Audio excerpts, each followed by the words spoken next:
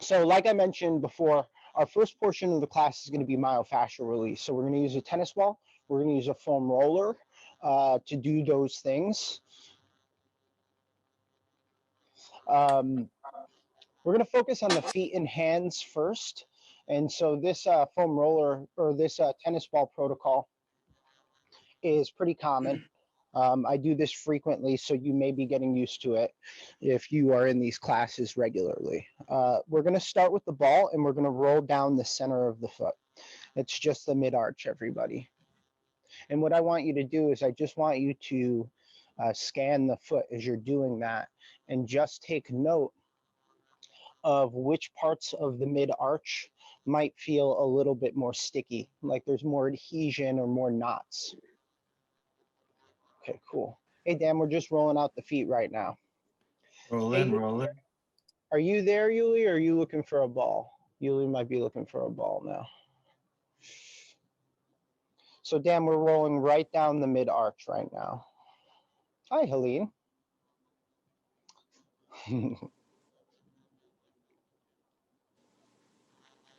Awesome.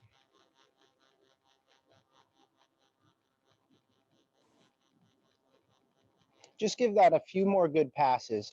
And then what I'd like you to do, again, is after you've scanned the spots where there's knots or adhesions, take some time now to place your weight down on those particular spots. Usually, for most folks, there's a knot somewhere in front of the heel or just behind the balls of the feet. You might find some sticking points.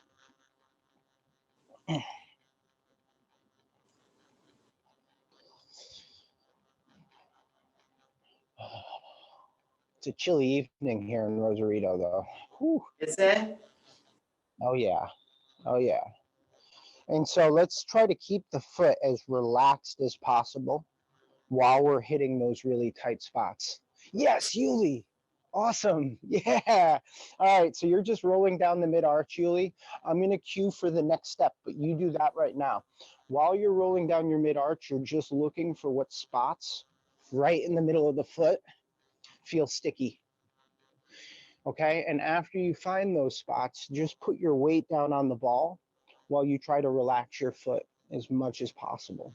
So we're just trying to mobilize that tissue. Everyone else, we're rolling the side of the foot now. That's the outside edge of our foot. And so that requires a little bit of balance. And again, we're just doing this to mobilize and also scan where there might be some excess tightness, knots, or adhesions. This is going to feel more passive than the mid-arch, everyone.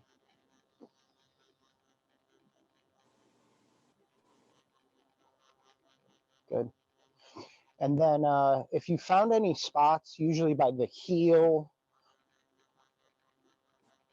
sometimes by the toes, then again, you'll assert your weight downward onto the ball. And just to smash those knots a little bit.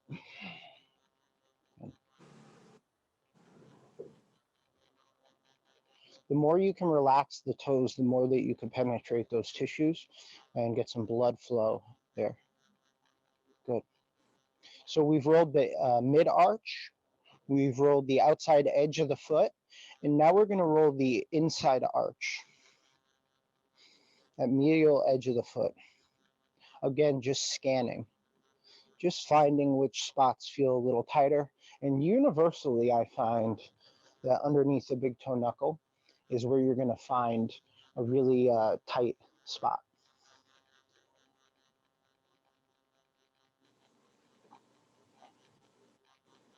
Yeah, today's your lucky day, Yuli. There's not one stretch here. Today is myofascial release and joint articulation. All right, cool.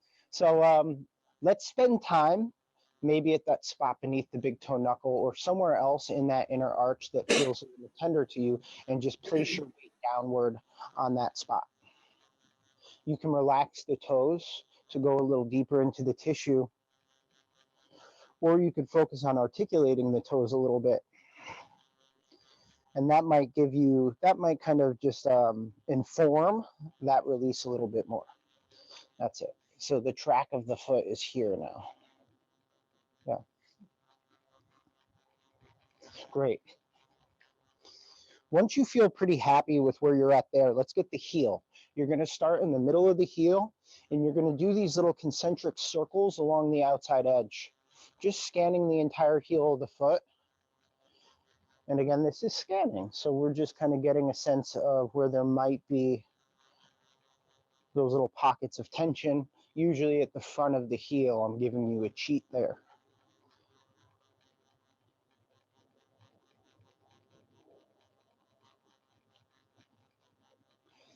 And after you give that heel a few passes in both directions, what we're going to look to do is just, again, apply our weight downward, apply the load of our body down onto the ball.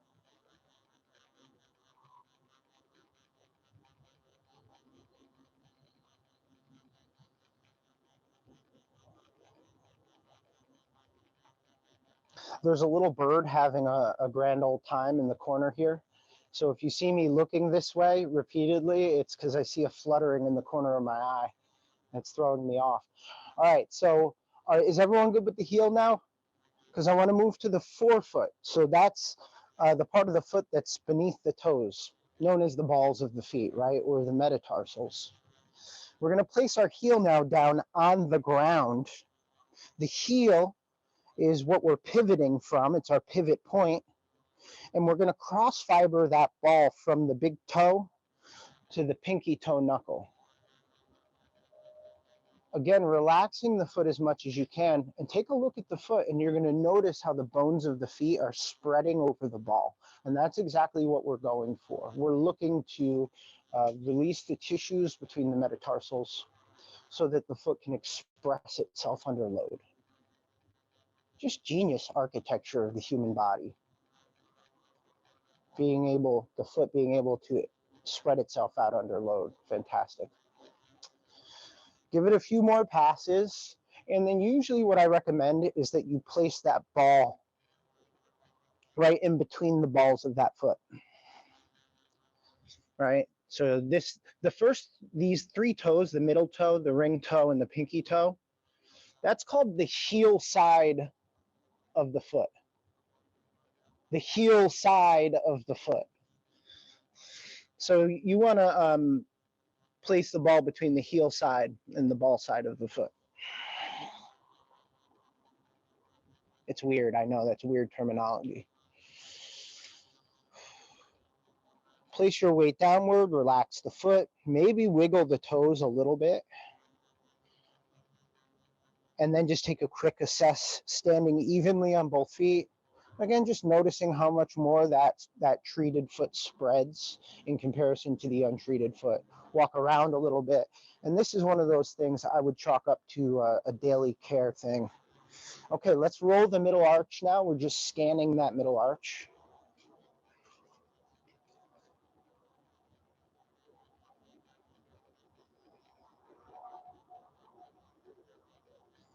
Keep rolling through that. I'm going to turn my ring light up if I can.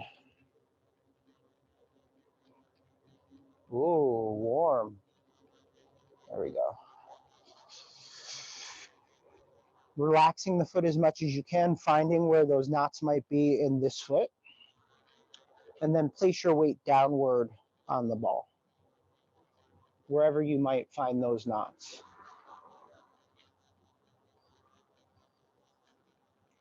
Smashing those adhesions a little bit. This is my cranky foot, my left foot. So I'm definitely noticing much more feedback here than I did in the right foot.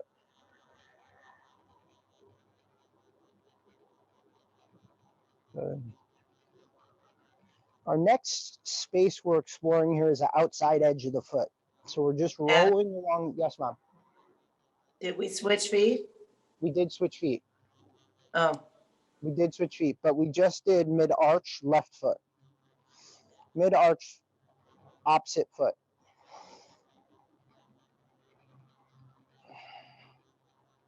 And now I'm cueing for the outside edge of the left foot as well.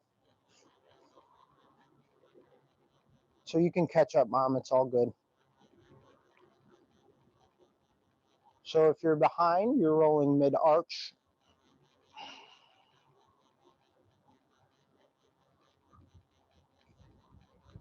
If you're at my cueing, then we're on that outside edge. This is good passive balance work. If you're not using a chair or anything like that.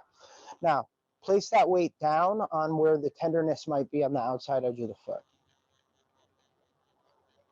Trying your best to relax the foot in this position. Good.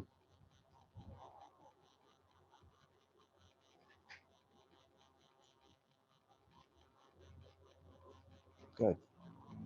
So we've got inside arch, we've got mid arch, and we've got outside edge of foot. Come on over and say hello. Yeah. We've got the center. Yeah, here we go.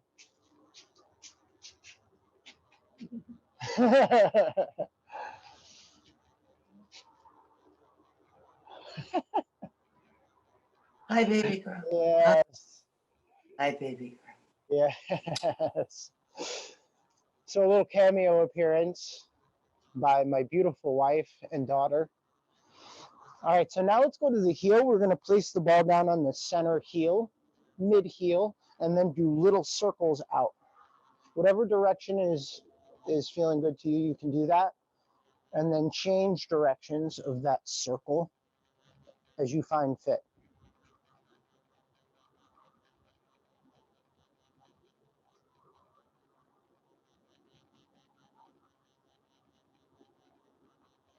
Just scanning that heel area to see what feels tight, little pockets of tension, and then place the weight downward onto the ball.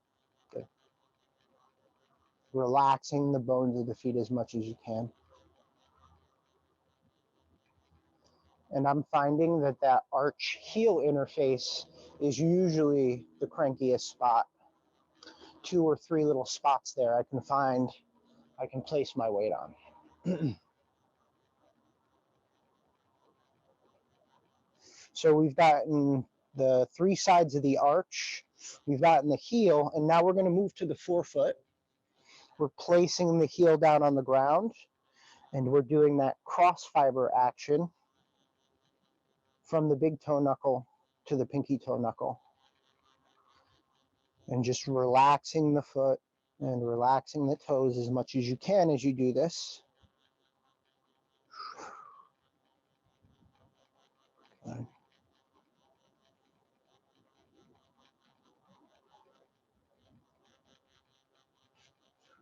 And for this, the more you can relax the foot, the better it feels.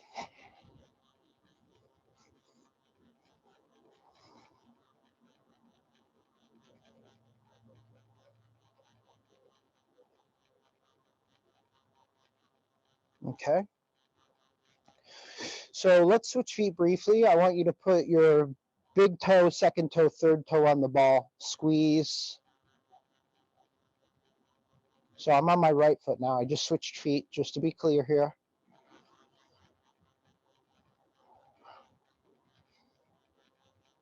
I'm going to roll through the entirety of the foot one more time. And then I'm going back to my left foot. I'm placing my big toe, second toe, third toe on the ball, and I'm squeezing without placing the weight of my body on the ball. Just to cue up the musculature of the foot a tiny bit. Beautiful. Before just rolling the whole foot again, left foot. Tying up any loose ends. And then quickly just mobilize the feet by walking around. Good. So I want to do a similar thing to the hands. You can kneel down on the ground. You can sit at a chair and do this at a desk or table. I do find if you're looking to apply weight down on the ball, what helps me is kneeling, just provided that's comfortable for you. You could get right over the ball, and that's going to help you really release out the tissues of the hand. I'm going to come closer for this one so you can see what's going on. You're going to place the ball on the ground, everybody. And I'm going to have you roll the outside edge of the hand. Okay? You have your rolling hand. It's going to be my right hand just for cueing purposes. And then my free hand is my left hand. And I'm going to press my free hand onto my rolling hand just so that I can get a little bit extra load into that myofascial release of the palm of the hand. Now, if you do a lot of desk work, if you do a lot of computer work, this might be for you, okay? Releasing out tension in the hand is going to help a lot with the wrist and the forearm muscles. So we're just rolling that outside edge. For our yoga practice, this is extremely useful. And as you're rolling that outside edge of the palm, you're also scanning, right? You're using that finer awareness to just get an idea of, okay, where is there more tension in the hand? Is it on the outside edge of the palm? Is it where the wrist is? Or maybe it's where the knuckle of the thumb is. It depends on how you use your hands. Yeah. If you're going in one direction with the circle, change directions. Good.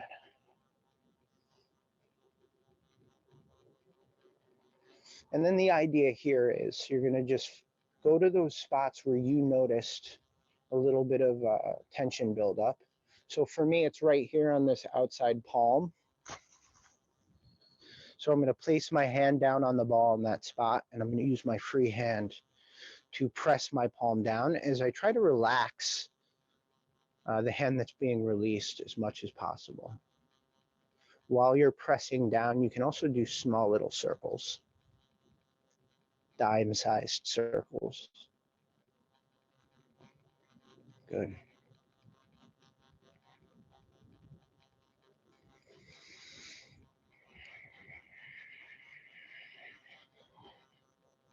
Great. So we're going to go to mid palm now. We went around the palm. Now we're going to go mid palm and just place your weight down on the ball and wiggle the fingers. Good. A little articulation of the fingers should definitely inform this action a little bit. And then you could do little circles around the inner palm.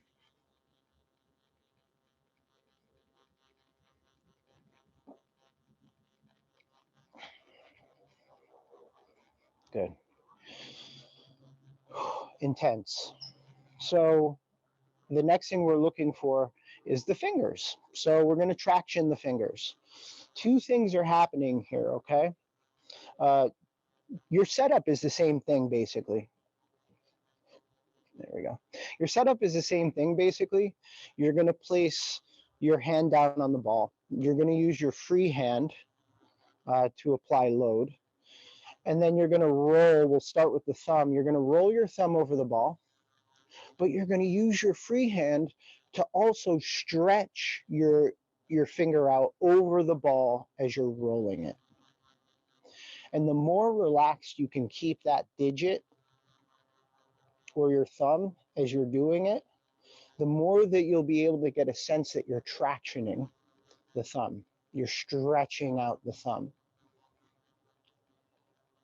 It feels really nice if you can get to that sweet spot where you're rolling over the ball and you're applying the correct force to be able to stretch the thumb out. I find that the more you can get over the ball with your body, the more control you tend to have over it. Let's go to the index finger when you're ready. Same exact tact, same exact approach. I'm putting the ball underneath the knuckle of my thumb or of my index finger. I'm using my free hand, my left hand, to spread the thumb longer. And then I'm just slowly rolling that ball under my finger. Once I get to the tip of the finger, I'm resetting. And then I'm stretching that index finger out, relaxing it as much as I can.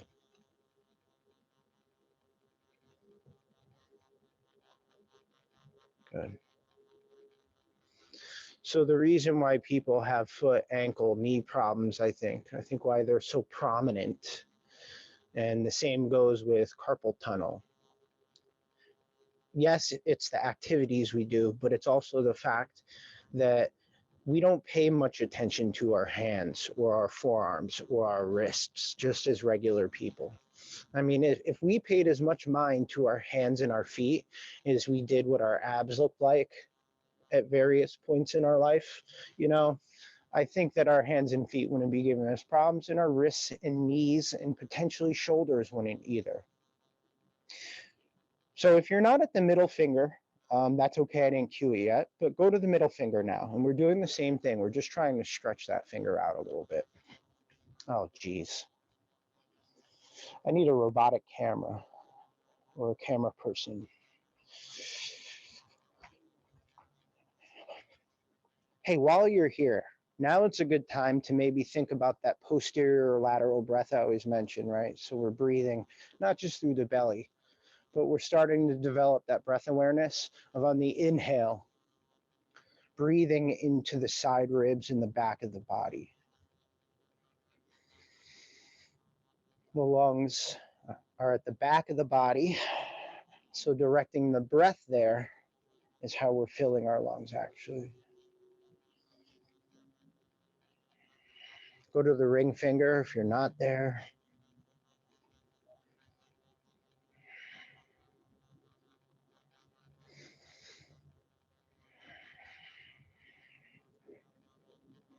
Good. And then I'm going to move to the pinky finger.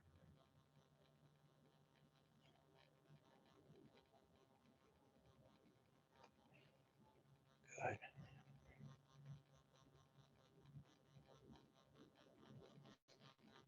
Awesome.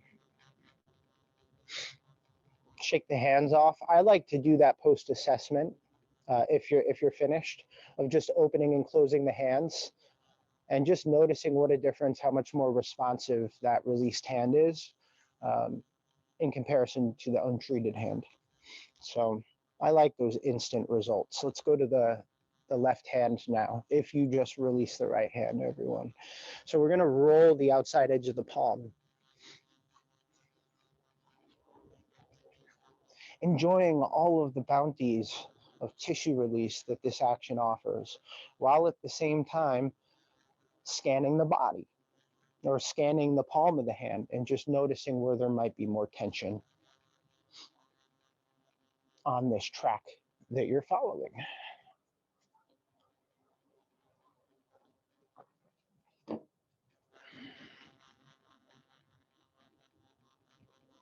No, I suppose I don't need.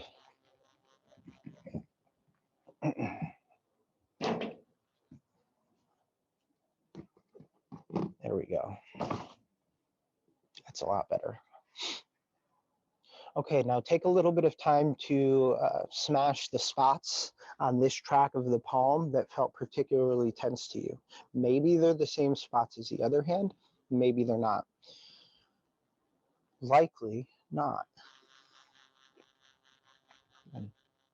And just applying that gentle downward force as much as is manageable while you're trying to relax the hand.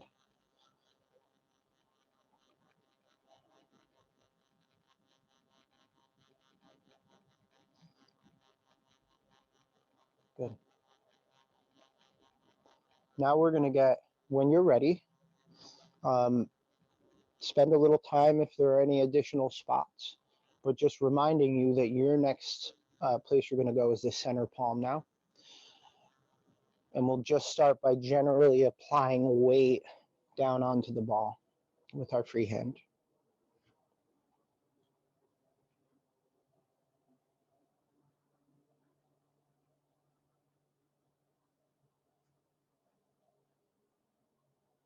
Again, relaxing the musculature of the hand as much as you can while you do these things.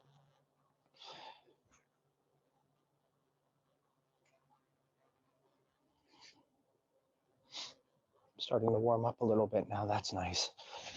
So I'm just placing the load of my body down onto the ball. And then after I've just statically applied that force. Now I'm just going to do little circles in the center palm just to release it a bit.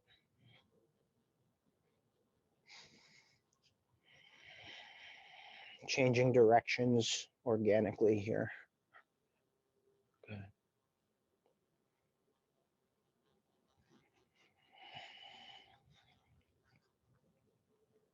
Okay. And just keeping in our mind that the next step for us is we're going to be tractioning the thumb. So we're just spreading the thumb over the ball as we're slowly rolling the ball under the thumb. The more that you can relax the thumb and subsequent fingers, the more traction you'll get.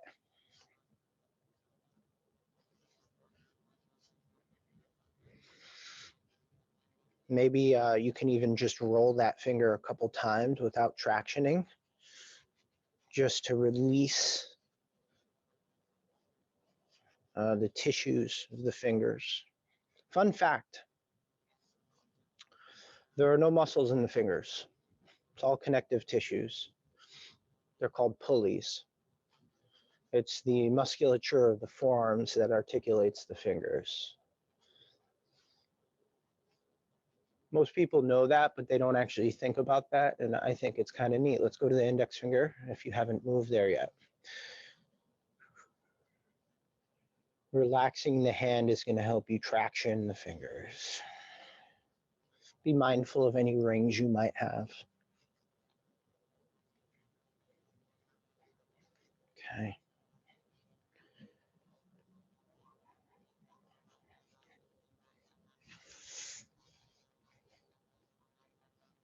Okay, and then we'll go middle finger, and we're just going to move down the hand, but I'll tell you where I'm at just so you get a sense of how much time we're actually spending here. Now, typically, if you're doing hands and feet at home, you could take less time than we've taken, but I really like to spend a little bit of time to really mobilize these tissues, given that, I mean, it's okay to say that most of us just don't do this that much. Wow, look how nice that ring light is working now. I'm happy with that purchase. I'm going to my ring finger now.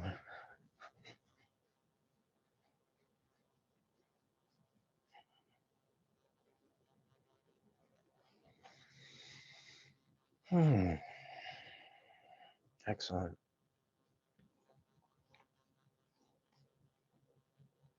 And I'll move to the pinky finger.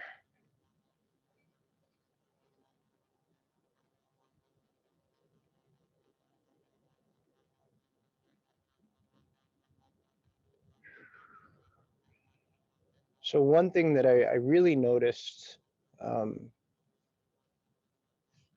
working at Rancho La Puerta, I mentioned this in the last class, a lot of people with shoulder issues, and the issues that they had in their shoulders showed in their hands.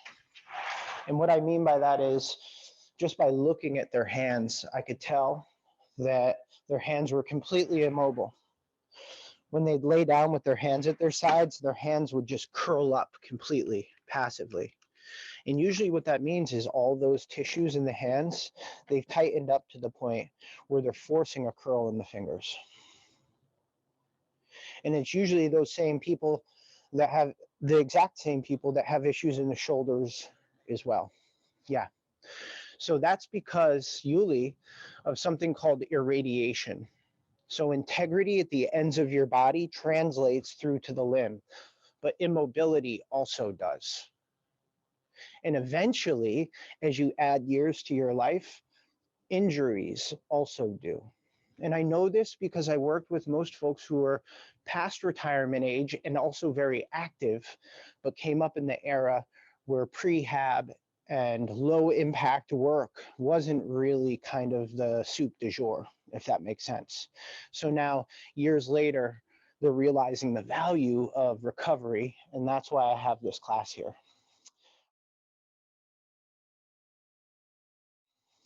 All right, next one we're going to do. I just mentioned that the fingers compress. So what we're trying to do is decompress the fingers and the bones of the hand, right? The lumbar spine also compresses, and that's for a number of reasons. It's the psoas muscles, right? The sitting muscles, right? Or the abdominals. And so one thing a lot of folks, we don't spend time releasing the abdominals. And because it's a little bit uncomfortable, right?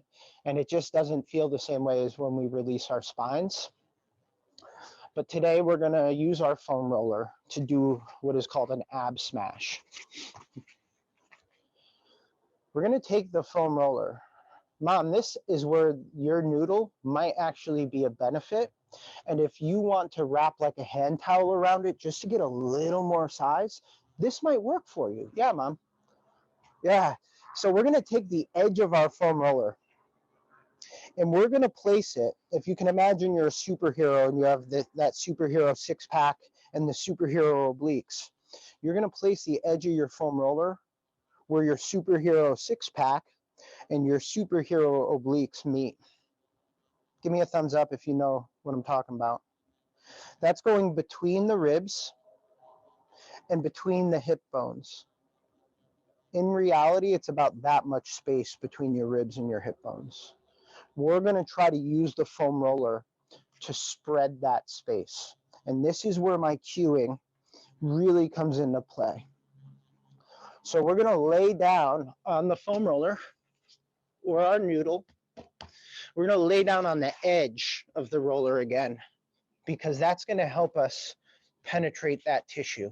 You're using your legs, reed, feet, and knees, and elbows and hands to control your body weight over the roller. Now, let's just do this for parity with a T, parity's sake. Let's do this on our right side so we're all on the same page. Good. So once you get on that spot, first step is you're gonna relax your abdominals. That is going to feel somewhat intense right off the bat, and you're gonna let yourself settle into that. Breathe into the back body and the side ribs, and I'm gonna give you steps to take it further and further. It's up to you to decide where you are satisfied, okay? I'm gonna give you scaling up on this. All we're trying to do is mobilize these tissues, and we're already doing it. I'm just gonna give you ways to go further. Now, my right leg is semi-straight. My left knee is bent out to the side. You can see where it is. This is just a good, comfortable, ergonomic position. And to take it a little bit further, I'm gonna try to lift my ribs over the roller a little bit, and then I'm gonna rest my head on my hands while I keep my abdominals relaxed. Woo-wee.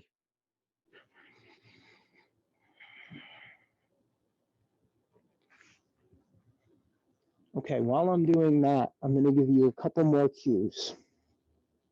I'm gonna have you bring your attention to the heads of your ribs, which are over the foam roller, and your hip bone, which ideally is under the foam roller.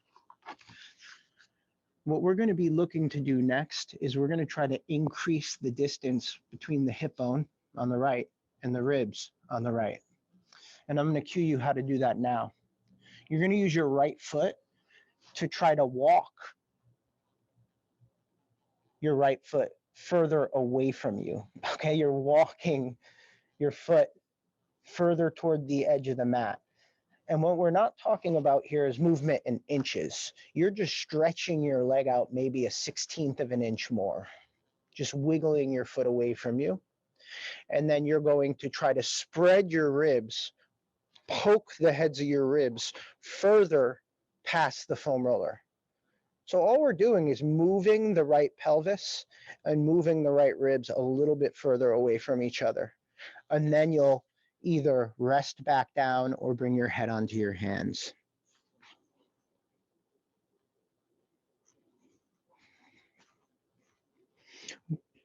With our lifestyles, sitting a lot and driving a lot, The muscles in the front tighten just like the muscles in the back.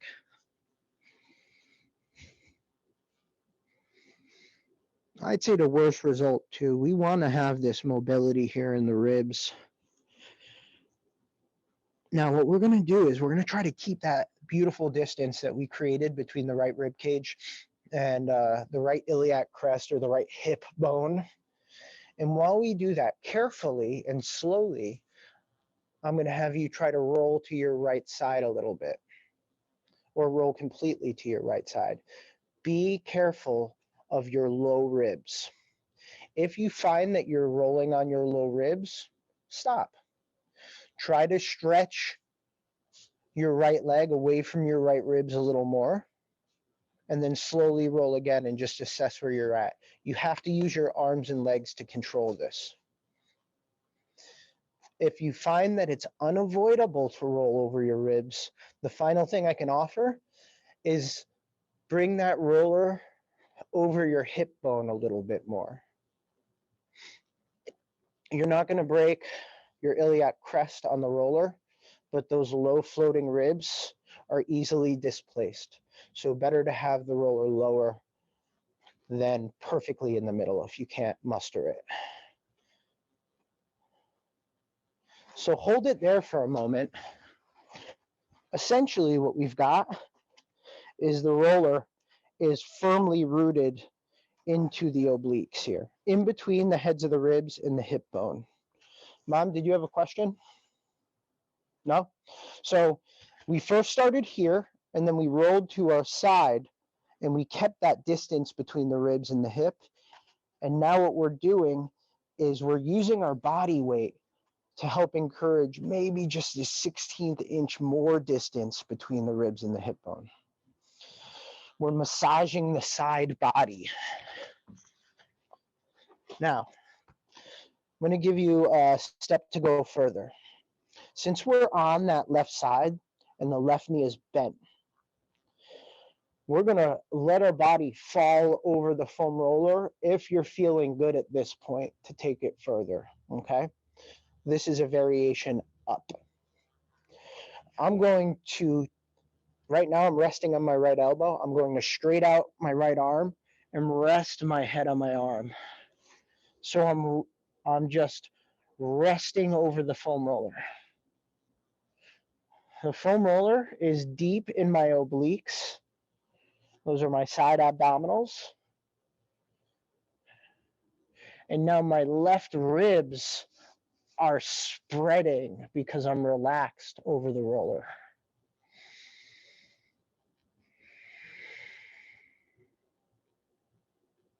I'm directing my breath into my left ribs. And then again, how do I create a little more distance and depth? I can try to wiggle my right foot away from me, just to stretch the side body over the roller a little bit more. Breathe and try to expand the belly and the low back on the in-breath. Also on the in-breath, try to expand the ribs in all directions. We're just letting the tissues of the body settle into this. And then on 3, we're going to slowly roll back over the foam roller so that we're facing the ground. Relaxing the abdominals. Pressing yourself up slowly. And then I like to post-assess, so I'll just stand. And if that finer sensitivity is really turned on, and if you were really able to release that right side, I always notice when I'm trying to stand evenly, I might feel a little bit more force on that right side.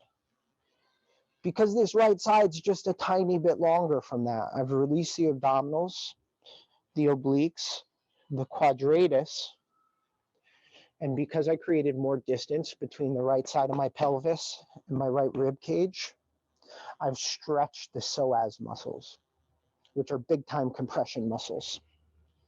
Science. How's everyone doing? Is everyone doing all right there? Anyone have any questions? Yeah, excellent. Also, what you could do is a little bit of a hip circle, and actually that's where I notice a lot more mobility on this side. So the whole idea is we've just created space for the lumbar spine. We got to do it on the other side. So we want the edge of our foam roller or our noodle to go right in that seam between the obliques and rectus abdominis. We're going to lie down on the roller.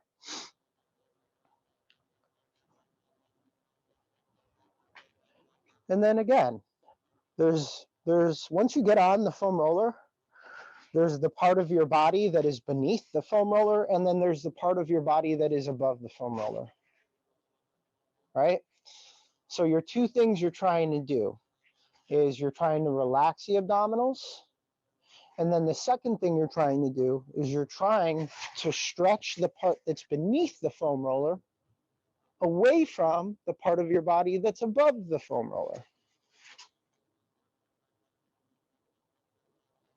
So we're with the cueing as if we're all doing the left side.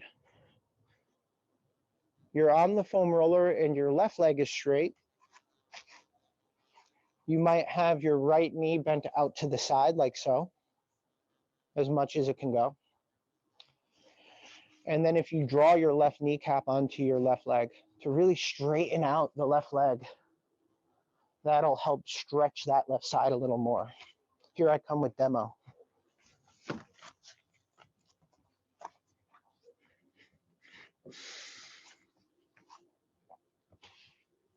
I should do this way. So it's all the soft tissue, avoiding as much of the bony tissue of the ribs and pelvis as we can.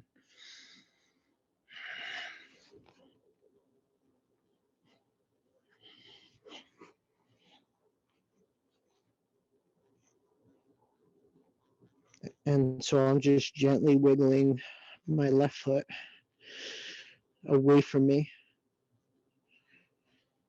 And I'm spreading my left ribs forward toward the top of my mat. And that's just creating a little bit more distance on my left side, a little more length. And then if my head is up and those tissues release enough and I want more, then I rest my head on my hands and begin that whole process over again, breathing into that space. And we're going to do that for about 5 more deep, steady posterior lateral breaths through the side body, the back of the body.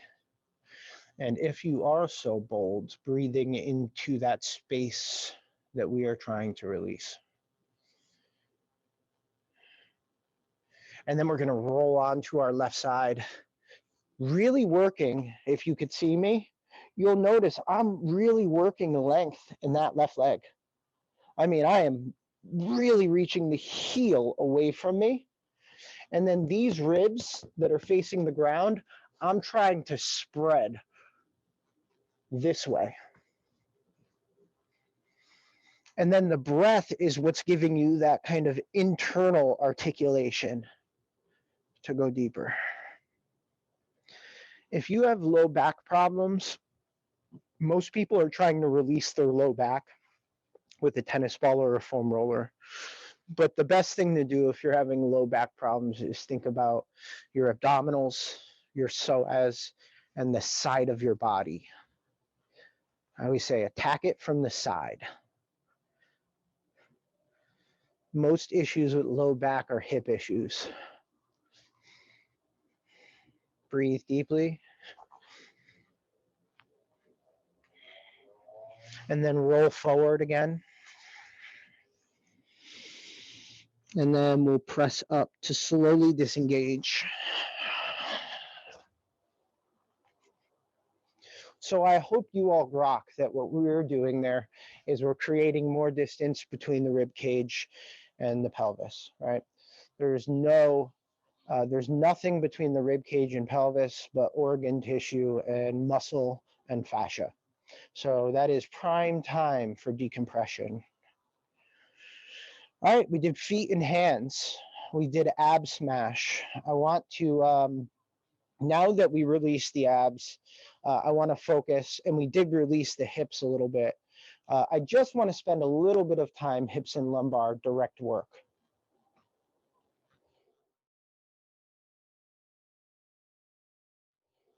We all have a tennis ball, right?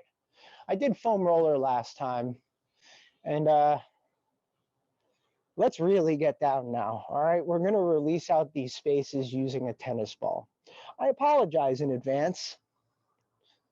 It's going to be intense. All right, so let's just take our tennis ball. This is where you're going to be grateful that you don't have a lacrosse ball. Good. We're going to place the ball onto our mat behind us as we sit. I'm going with my right glute so that we're all on the same page here, okay? Right glute. Yeah. And so I'm going to tell you the area that I'm attempting to target. We're hitting the hip butt, okay? Here, we're avoiding any bony spots. So that means we're avoiding the tailbone and sacrum, right? We're avoiding the hip bones, all right? I'm worried less about the outer hip bone here. I'm not worried about that so much. We're using our hands and feet to control this action. And then I'm starting right outside of my sacrum, just where the soft tissue of the upper glute begins. Using my hands and my feet, I'm going to gently roll myself onto the ball. I'm not putting 100% of my weight down because then that really hurts, and that's not what we're going for. We want sustainable. So again, I'm rolling my right glute. I'm going to tell you where the ball is right now. Here's my bum, and the ball is right outside my sacrum, top of glute. Top of glute. And we're going to travel all along the outer upper border of the glute. So that might be intense enough for you, but I want to give you another option. While you're there, you can also take your right leg on top of your left knee. That'll wrap the tissues of the glute and the pelvic girdle around the pelvis. And now I'm going to move 1 inch so that the ball has now traveled away from my tailbone and sacrum. So just we're going inch by inch, and we're spending a little bit of time in each spot that we stop at. So we're in our second spot we stopped at. And look at me, I'm wiggling my hips left to right, maybe just an inch over that second spot we're at now.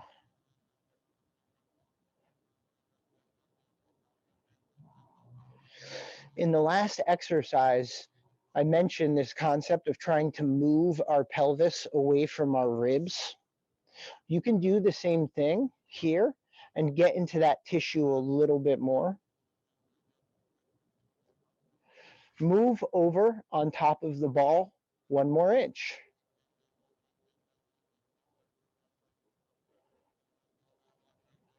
Relaxing the tissue might help whatever object you're using penetrate into the tissue a little bit more. And so I'm rocking the hips over the ball. Good.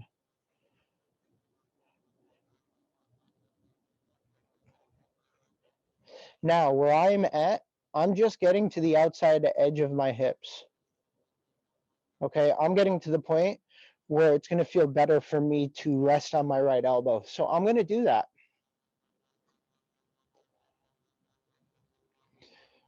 Additionally, I right now still have my right leg on my left knee. I'm going to straighten out my right leg, and I'm going to bring my left foot in front of me. Yeah. That's going to help me get in there just a little bit more for this last 1 or 2 positions. And you might be able to see the ball is still technically at the top of my glute, but it's just at the outer hip. Now I'm going to fully go to my side. so that the ball is just under my hip bone. It's not hitting my hip bone. It's right on the lateral hip. We're hoping to hit a muscle called piriformis.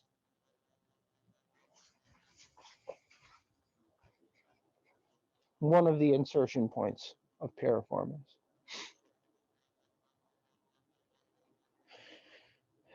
If you're ever hoping to release your IT bands, you can't release your IT bands by rolling your IT bands. All right, that tissue is too thick to actually release manually. So what you would do is actually roll outside of it. You would hit right here in this spot where you're at. You would hit the front hip and you'd hit the outer border where the muscle is. Okay, come off of that and lay on your back and windshield wiper your knees left to right just to get a sense of how everything is feeling. I'm checking time here. We're looking good. Awesome. Just noticing if there's a little bit more warmth in that side versus the other. And we're going to do the other side now. And so, again, I'm going into this crab position, yeah? Again, I'm starting with the ball on the outside of my sacrum, the bony processes of the sacrum at the top of the glute. There's so many ways to attack the glute. I think that the top is where we tend to build a lot of these adhesions, these kind of tension pockets. But, you know, hitting the mid glute is something we'll do in some of our sessions.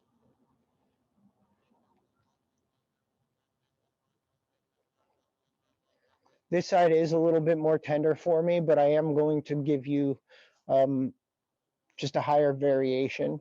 So I'm placing my left ankle, I'm shelving it onto my right knee, placing my weight downward, and also just trying to relax the tissue on the glute. Those are the left glute. Just trying to relax a little bit in that hip, just so that I could get a little further in. Woo. And I mentioned that concept of creating distance between your left pelvis or your left hip and your left ribs. Now, I'm going to move 1 inch in or out, 1 inch out away from the sacrum.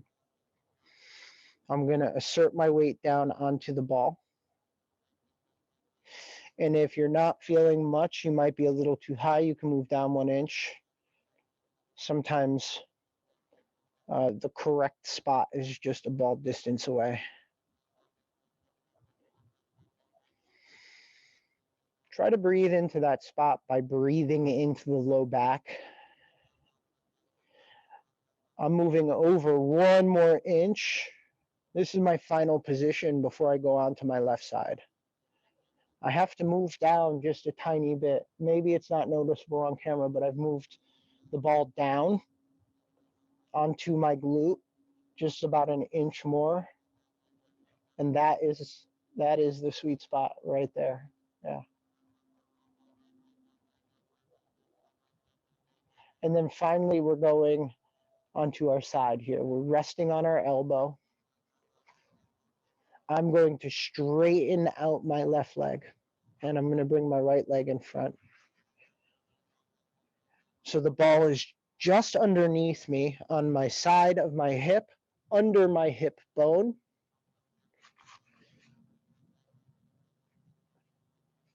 I'd say it's about 2 to 3 inches under my hip bone,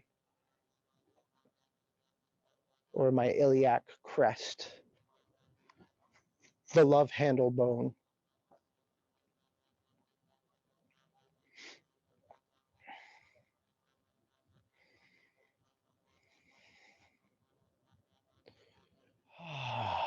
Give it a few more passes here, or a few more seconds, I should say. And then come off the ball, windshield wiper the knees. Good. And then we'll move into, we'll move into our controlled articular rotations. This is what I call the work part of the class. So I want to focus on hips and shoulders, okay? Controlled articular rotations with hips and shoulders.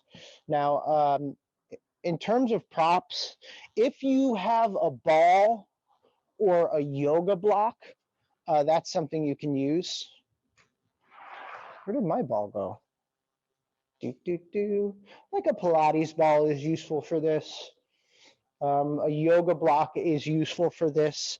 A pillow also works just as well.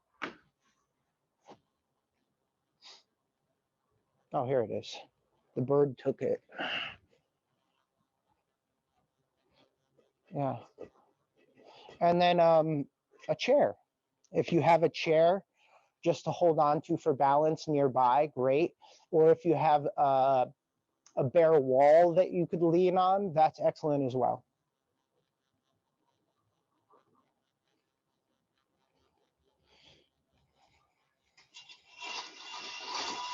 Okay, controlled articular rotations are a therapeutic modality. And what we're trying to do here is, with CARs, is A, we're assessing our true range of certain joints, right? Without using other joints to help us in our range of motion. What this usually results in, everybody, is less range of motion than we think we could do. The second thing that we're trying to do is we're trying to move as slowly and smoothly as possible. It's almost like you're moving through pudding or moving through thick air, okay? The third thing we're trying to do is we're trying to build the musculature and the integrity in our outer range of motion. Even athletes have a lot of integrity in shorter ranges of motion, but in the outer edges, they don't. And that's how injuries begin to occur.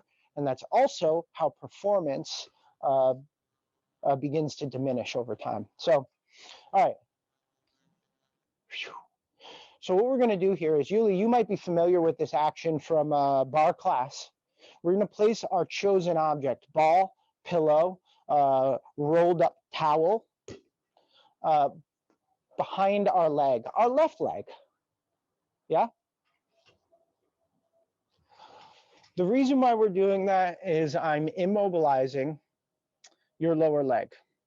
I don't want you thinking about your lower leg. I just want you thinking about your femur as much as you can, okay? We're going to hold on to our chair and just watch me here. I'm going to show you from the front. I'm bringing my knee up my midline. This ball is helping me keep the shape in my leg. Without moving any other part of my body, I'm lifting that knee as high as I can. I'm opening that leg out as wide as I can without cheating. It's very difficult not to. And then with that knee open, I'm internally rotating the knee and reaching it behind me. I'll show you what I mean by behind me. The knee isn't here, it's here. My glute is working. And then I return the knee next to it. Now I'm going to reverse. I'm going back. I'm opening the knee out into the side. And then I'm bringing it to the center and back down. Any questions before we begin formally? No. So yes, if you're cramping, Yuli, is that something that's happening for you? Yeah, a little bit. If you're cramping, lessen the circle. So even if you think you have mobile hips, you might, but you actually might also just have a really mobile spine, and you might cheat whenever you do a movement like this. We're not moving anything else except the femur bone in the hip socket. My knee is out. I'm now turning my femur bone in. My foot is going back. I'm reaching my leg behind me as I bring the legs together. Then the knees come fully together. This is our base position, our starting position. Now I'm going to reach this knee back. May not be a lot.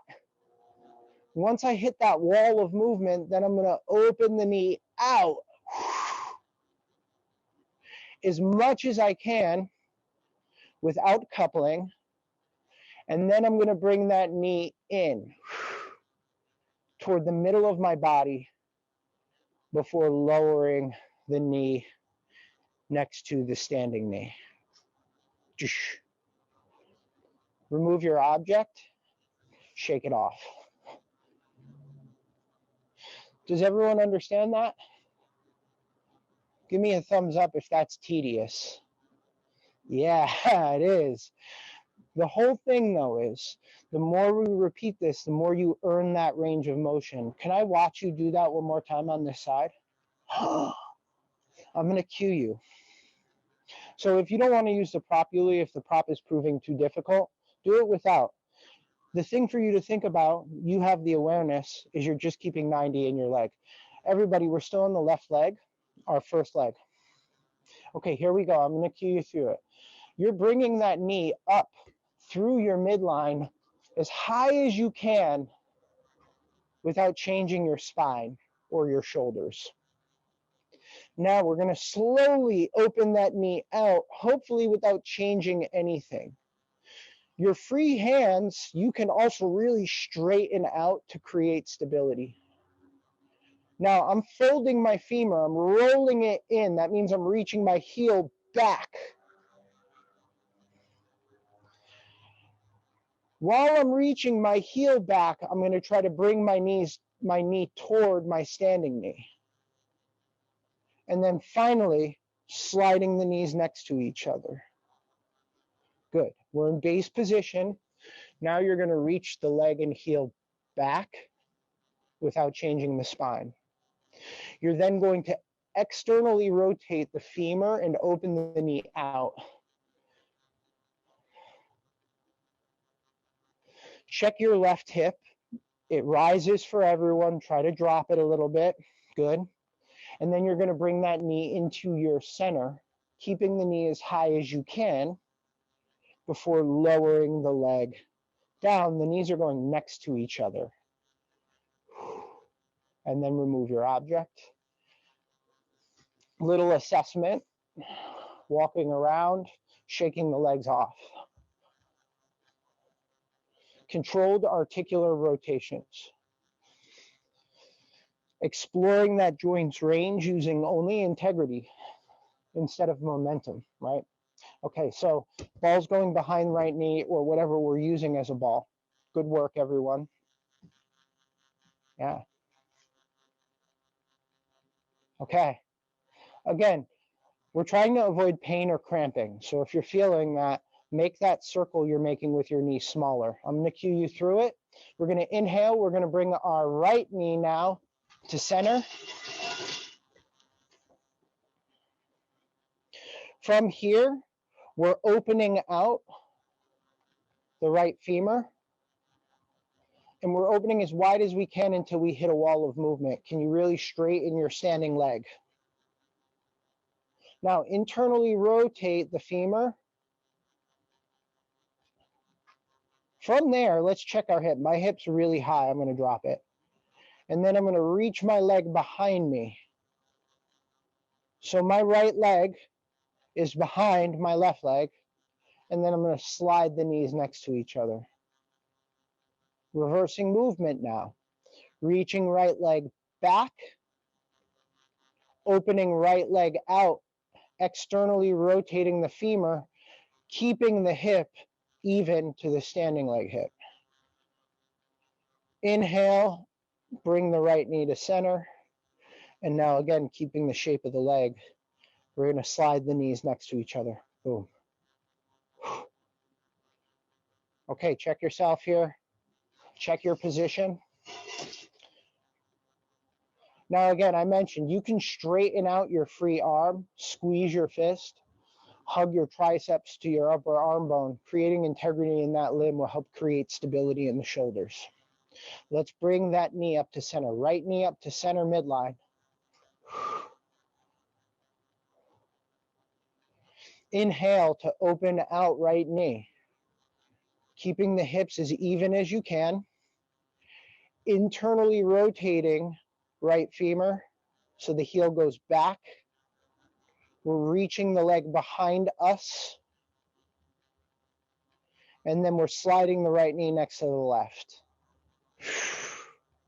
Inhale. Exhale. Let's reach the right leg back behind us. We're going to open and externally rotate the right leg. Oh, I'm checking my hip position here. From here, we're going to slide that right knee into center. And then we're going to lower the right knee next to the left knee. Shake it all off. We have one more that I want to watch. Okay, gang. Last one, best one. So here we go. We're going to inhale that right knee, not just up, but up and in. So it's coming right up to your sternum. Hold for a minute. Integrity throughout the body. Inhale the right knee out now. Good. Knee doesn't have to be super high. It can stay low. Good. Then you're going to internally rotate the thigh like I am my arm here. Turn it in. The foot goes back. And then you reach the heel, the bone of the heel behind you. If you can get far enough, your right knee will be behind your left knee. Now, bring the knees next to each other, and that's your base position. All we're doing now is reversing that movement. So reach your right heel behind you. Open the right thigh out and externally rotate it this way. That's it. And then you're going to slide the right knee in front of you toward your sternum. And then you're going to lower the right knee next to the left. Try to tap them together, squeeze them together. Yeah. And then release it. That was beautiful, everybody. That's a very specific movement. But if you can walk around, boy, what a good feeling. I love that feeling of warmth that controlled articular rotations provide. We've got about 6 minutes, 7 minutes to hit the shoulders. We've all done this before. We may not have done this in controlled articular rotations. Basically, we're doing an arm circle. There's just something I want you to notice here if you're watching me. If you hold on to a ball in your right hand, your thumb is up, like you're giving thumbs up. That's going to be kind of our compass point where I can guide you. But just watch. I'm going to have you basically bring your arm in front of you and into that overhead archetype. Once you get to this point, there's a certain point where you're not going to be able to go any further without giving a thumbs down. You've got to internally rotate the arm to get the arm behind you. So the head of my shoulder, I'm going to show you it. Once I'm here, the head of my shoulder, do you see that action? It's rolling forward in order for the ball to go behind me. Thumb is down. And then it's going to return me into my base position. Does that make sense? Do you get that? Yeah. You'll feel it. Whenever you hear me refer to a movement wall, it's usually a point where you have to change the position with the hips or the arms. Right arm is first. We're holding onto the ball to keep a totally straight wrist. We're not bending back. We're keeping power wrist the whole time. Again, we're just trying to articulate the shoulder joint and none of the other joints. Neck, right, cervical spine. We're not trying to wrist, elbow. None of that, just the shoulder. Here we are. We're going to inhale up to our wall. So this overhead position. Try to keep the elbow as straight as possible and the shoulders even. The free arm can be irradiating totally straight. And then you're going to internally rotate the arm overhead as you bring that arm behind you. Just ride the outer edge of your mobility. As you start to get about shoulder level, you might be able to afford a little bit more space reaching behind you. Shoulders down. and then the arm comes to your side. Thumb is forward at this point. Yeah. Here I am. I'm drawing the shoulders down the back. I'm going to reach my thumb behind me, keeping my shoulders and my hips even. Here, my tricep, my back shoulder, and my upper back muscles are really queued up here. Here, I'm in thumbs up now. Wait. Thumbs down, excuse me, thumbs down. There is a certain point where I get to here, where I'm going to change my position so that my arm can come overhead. And you'll feel that. Once you bring your thumb up, you're going to be able to move more. And then you're just going to bring the arm down in that easy range, home base, arm in front. Easy as pie once it gets in front. I'm going to scoot back a little bit more. Shoulders grounded. One more time here. Arms coming up across midline. Totally straight. Slow, controlled action. And your non-articulating arm is straight at your side.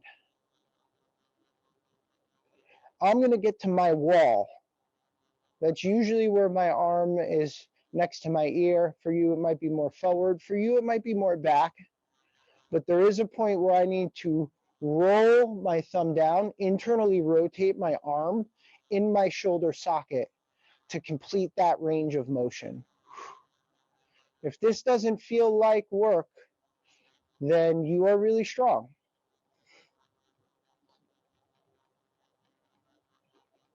And I applaud you. We've returned to base position. Now we're going to reverse the movement. My thumb is forward. I'm reaching that straight arm back. Now that my hand is behind me, my thumb is down. Now there's a range here where I've got to rotate my arm. This is the range for me, which allows me to do that comfortably, as well as maintain straightness in both arms. Starting or stopping at this overhead position, I'm going to inhale and then exhale that arm back down. Slowly and with control, the easy range. I'm going to switch the ball in my hand. Take a look at your wrist. Is it still straight or did it bend? That's just something to keep in mind. This is our final action of the day. Left shoulder. Just take notice of how that right arm feels versus the left. And again, we're trying to keep our arm straight as if there was like a yardstick on the top of our arm. Very helpful to elongate the other limbs. So right limb stays elongated. Legs, mountain pose straight and strong. So everything is connected and rooted down to the ground. Now the left arm is the action arm. I'm going to bring that arm up in the easy range, right in front, keeping the wrist and elbow straight until it's in that overhead position. Again, that position will vary for everybody. Find your own comfortable range. There's that point we call the wall, where we have to internally rotate the arm and the shoulder joint to be able to achieve this posterior range, this back range. Really, while you're here, take your time exploring that outer boundary of your range of motion. Feeling the triceps muscle, the back of the shoulder, the deltoid, and the upper back connecting as you do that until you get to hand at your side. And then all we're doing is just checking our position and then reversing that action. If I'm using my thumb as a compass, right now my thumb is down when my hand is behind me. There is a certain point where I've got to rotate the whole arm so that my thumb goes up. Checking my shoulders to make sure they're even. I've got that arm next to my ear now.